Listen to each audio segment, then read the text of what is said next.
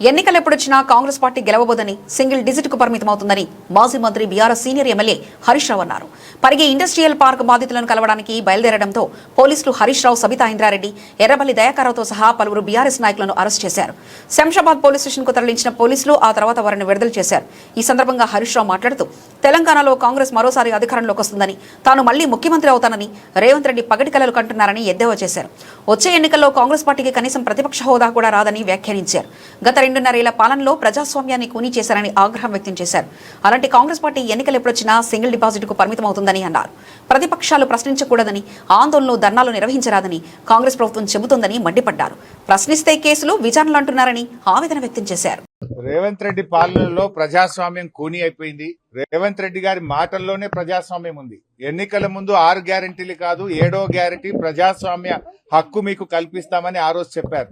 కానీ ఈ రాష్ట్రంలో పరిస్థితి ఏంటంటే ప్రతిపక్షాలు కనీసం ధర్నాలకు వెళ్లొద్దు, రైతుల్ని పరామర్శించొద్దు, ప్రతిపక్షాలు ప్రశ్నించొద్దు, ప్రశ్నిస్తే మీకు అరెస్టులు, మీ మీద ఎంక్వైరీలు, విజిలెన్స్ ఎంక్వైరీ వేస్తాం, సిఐడి ఎంక్వైరీ వేస్తాం, కమిషన్లు వేస్తాం అని ప్రతిపక్షాల మీద ఎదురుదాడికి ప్రభుత్వం పాల్పడతా ఉంది.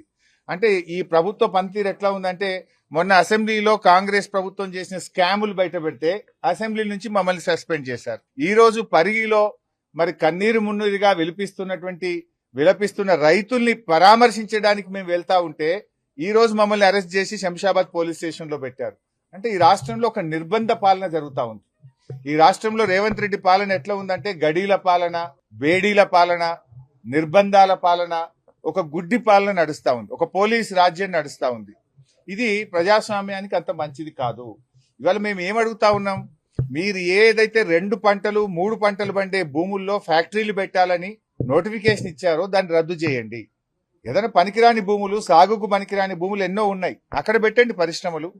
ఇవాళ మీరు నోటిఫికేషన్ ఇచ్చిన భూముల్లో పాపం ఎస్సీ, బీసీ రైతులు ఉన్నారు, పేద రైతులు ఉన్నారు, మంచిగా 2 పంటలు పండే భూములు ఉన్నాయి. గా భూములు ఎందుకు లాక్కుంటారనే మేము అడుగుతా ఉన్నాం. ఇవాళ మమ్మల్ని అరెస్ట్ చేయాల్సిన అవసరం ఏమొచ్చింది?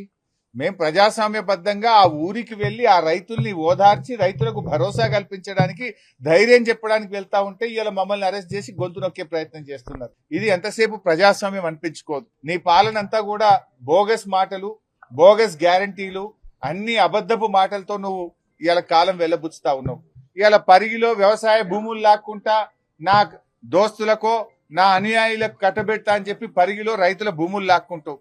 ఎంతసేపు భూములే తప్ప నీ పాలన ఉందా? నీ 6 గ్యారెంటీలు ఏమైనాయి? ఆ 3 నెలలకే పిల్ల పుడతాడా అని మాట్లాడుతుండ్రు రేవంత్ రెడ్డి. అందరికీ తెలుసు లోకంలో 9 నెలలకు పిల్లలు పుడతారని. కానీ నువ్వే చెప్పినావు 100 రోజుల్లో 6 గ్యారెంటీలు